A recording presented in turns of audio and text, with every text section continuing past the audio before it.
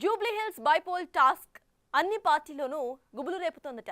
అన్ని పార్టీల్లో కూడా ఉప ఎన్నికల్లో విజయమే కీలకంగా మారింది. విజయం కోసం అన్ని పార్టీల నేతలు ఎవరి స్ట్రాటజీస్లో వారు నిమగ్నమయ్యారు. బీఆర్ఎస్ మృతి చెందిన మాగంటి గోపీనాథ్ సతీమణి సునీతని అభ్యర్థినిగా ప్రకటించి సెంటిమెంట్ అస్త్రాన్ని ప్రయోగించాలని చూస్తోంది. ఇక బీజేపీ, కాంగ్రెస్లు క్యాండిడేట్లపై పెద్ద కసరత్తే చేస్తున్నాయి, కానీ ఇంతవరకు ఒక కొల్లిక్కైతే రాలేదు. మొత్తానికి బైపోల్స్లో విజయం అందరికీ కూడా ప్రతిష్టాత్మకంగా మారింది. జూబ్లీహిల్స్ ఉప ఎన్నిక అన్ని పార్టీలను టెన్షన్ పెడుతుంది. ఈ బై ఎలక్షన్ పై రెండు జాతీయ పార్టీల అగ్రనేతలతో పాటు రాష్ట్రంలోని ప్రతిపక్ష పార్టీ కూడా సీరియస్ గా ఫోకస్ పెట్టాయి. విజయం కోసం అన్ని పార్టీలు క్షేత్రస్థాయిలో వర్క్ చేస్తున్నాయి. కాంగ్రెస్, బీజేపీ పార్టీల పనితీరుపై ఏకంగా అగ్రనేతలు కూడా ఎప్పటికప్పుడు ఫాలో అప్ చేస్తూ ఉండగా బీఆర్ఎస్ గ్రౌండ్ వర్క్ పై ఆ పార్టీ ముఖ్య నేతలు కూడా ఫోకస్ పెట్టారు. విజయం కోసం అన్ని పార్టీలు ప్రత్యేక స్ట్రాటజీలు అనుసరిస్తున్నాయి.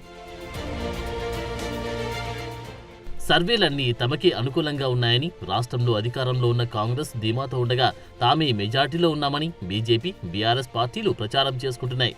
6 సర్వేల్లో తమకే విజయం వర్తిస్తుందని వచ్చినట్లు మాజీ మంత్రి కేటీఆర్ ప్రచారం చేస్తున్నారు. తాము నిర్వహించిన సర్వేలు గెలుపు మా వైపు తేలిందని బీజేపీ కూడా చెప్పుకుంటుంది. అయితే అన్ని పార్టీలకు సర్వేలు ఆందోళనలు కలిగిస్తున్నాయనే చర్చ నడుస్తుందట. పార్టీల వారీగా వర్క్ చేసిన సర్వే సంస్థలు ఆయా పార్టీలకు పాజిటివ్ రిపోర్ట్లు ఇస్తున్నాయి. ఆయా లీడర్ల కామెంట్లు, ప్రకటనలు చూస్తే అర్థమవుతుందట. సర్వే పేరుతో జరుగుతున్న ప్రచారాలతో ఒకే నియోజకవర్గంలో అన్ని పార్టీలకు లీడ్ ఎలా వస్తుందనే ప్రశ్నలు ఇప్పుడు ప్రజల మధ్యలో మెదులుతున్నాయి. రాష్ట్రంలో అధికారంలో ఉన్న కాంగ్రెస్ ఏకంగా 3 మంత్రులు, 20 మంది కార్పొరేషన్ చైర్మన్లను జూబ్లీహిల్స్ సెగ్మెంట్లో ఇన్ఛార్జీలుగా నియమించి క్షేత్రస్థాయిలో వర్క్ చేస్తోంది. గతంలో ఎన్నడూ లేని విధంగా డెవలప్మెంట్ ప్రోగ్రామ్స్, శంకుస్థాపనలు నిర్వహిస్తున్నారు. ఇక కులాల వారీగా మీటింగ్లు, సమ్మేళనాలు నిర్వహించి పబ్లిక్లో పాజిటివ్ వేవ్ను క్రియేట్ చేసుకుని పడిలో పడింది. ఇది తమకు ప్లస్ అవుతుందని కాంగ్రెస్ పార్టీ బలంగా నమ్ముతుంది. మరోవైపు 10 ఏళ్లు పవర్లో ఉండి జూబ్లీహిల్స్ కు ఏ నష్టం రానియలేదని బీఆర్ఎస్ ప్రచారం చేసుకుంటుంది. స్వయంగా మాజీ మంత్రి కేటీఆర్ ఈ ఉప ఎన్నికను టాస్క్ గా తీసుకున్నారు. బూత్ లెవెల్ వారీగా ఇన్ఛార్జీలు నియమించి సమన్వయం చేస్తున్నారు. గోపీనాథ్ కుటుంబానికి అండగా ఉండాలని సెంటిమెంట్ ను క్రియేట్ చేసే పనిలో పడ్డారు.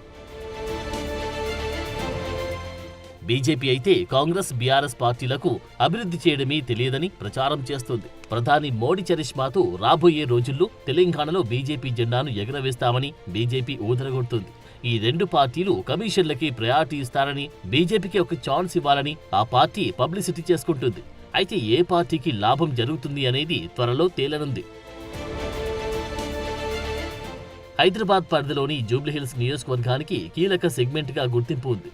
రాజకీయ లీడర్లు, వ్యాపారవేత్తలు, పాపులర్ పర్సన్లు, సినీ ప్రముఖులంతా ఈ నియోజకవర్గం పరిధిలోనే అత్యధికంగా నివసిస్తుంటారు. దీంతో ఈ నియోజకవర్గాన్ని గ్రిప్లోకి తీసుకోవాలని అన్ని పార్టీలు వ్యూహాలు పడుతున్నాయి. అంతేగాక ఈ ఉప ఎన్నిక ప్రభావం స్థానిక సంస్థలతో పాటు రాబోయే ఎన్నికలపై కూడా చూపుతాయని పొలిటికల్ విశ్లేషకులు అంటున్నారు. దీంతో ఈ సెగ్మెంట్లో విజయం కోసం పార్టీలు పరితపిస్తున్నాయి. సుమారు 3 లక్షల ఓటర్లు ఉన్నప్పటికీ 40,000 ఓటర్లు కలిగిన సామాజిక వర్గం ఈ నియోజకవర్గాన్ని శాసిస్తున్నట్లు పొలిటికల్ వర్గాల్లో టాక్.